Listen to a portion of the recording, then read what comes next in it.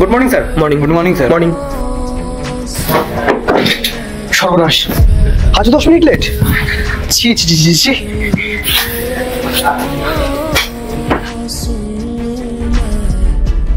Sir, madam আপনাকে দুবার খুঁজতে পাঠিয়েছেন, আসলেই বলেছেন দেখা করতে যেতে। মাত্র 10 মিনিট লেট, এর মধ্যেই দুবার খবর নেওয়া হয়ে গেল। সত্যি ম্যাডামকে নিয়ে আর পারা গেল না। ম্যাডাম, আজকে মাত্র 10 মিনিট লেট। কারো কেবিনে ঢুকতে গেলে যে নক করে ঢুকতে হয়, সেই বোধটুকু দেখছে আপনার নেই। Sorry madam, extremely sorry. তাহলে আবার প্রথম থেকে শুরু করি। ভেতরে আসতে পারি ম্যাডাম? আসুন। দেরি করে অফিসে আসাটা অন্যায় এবং অপরাধ। না, আমি বলছিলাম কি, থামুন। আপনি কি বলতে পারেন সেটা আমার খুব ভালোভাবেই জানা আছে। বলবেন জ্যামে আটকে গেছিলাম, কিংবা শরীরটা ম্যাচ ম্যাচ করছিল যে কারণে ঘুম থেকে উঠতে দেরি হয়ে গেছে, অথবা বাজার করতে দেরি হয়ে গেছিল।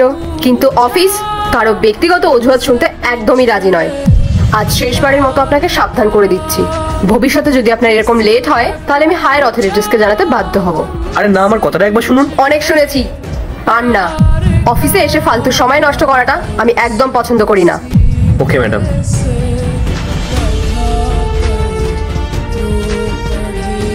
আরে আমার থেকে তো একটু ওপরের পোস্টে কাজ করে, তাতেই এত দিমাগ। আসলে মেয়েটা হলো একটা আস্ত ফাজিল। আমি বললাম তো আমি চা খাবো না। দেখো, সব জিনিসে কিন্তু জেদ ভালো না। এটা তোমার অফিস না, এটা আমার বাড়ি। বুঝেছি, স্যারের রাগ হয়েছে। তার রাগ হবে না? আমি তোমার স্বামী, আমাকে তোমার চেম্বারে ঢুকতে গেলে পারমিশন নিতে হবে। 100 বার। অফিসে হলাম আমি তোমার বস, তাই আমার আদেশ পালন করাটা তোমার দায়িত্ব। আর বাড়িতে হলে তুমি আমার স্বামী, তাই তোমার আদেশ পালন করাটা আমার কর্তব্য। শুধু আদেশ পালন করাটা না, অন্যায় করলে শাস্তি দেওয়াটাও আমার কর্তব্য। রাহুল, ভালো হবে না কিন্তু, কান ছাড়ো, আমি মাকে ডাকবো। দাদা ভাই, এটা কি হচ্ছে? বৌদির কান ছাড় বলছি। বৌদির চামচিগিরি করা হচ্ছে। ও তাই?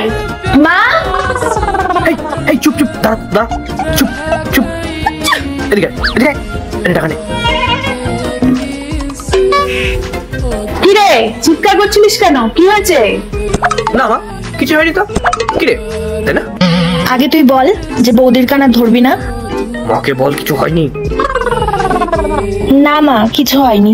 কিছু না হতে এত চিৎকার? কিছু হলে না জানি কি করবি।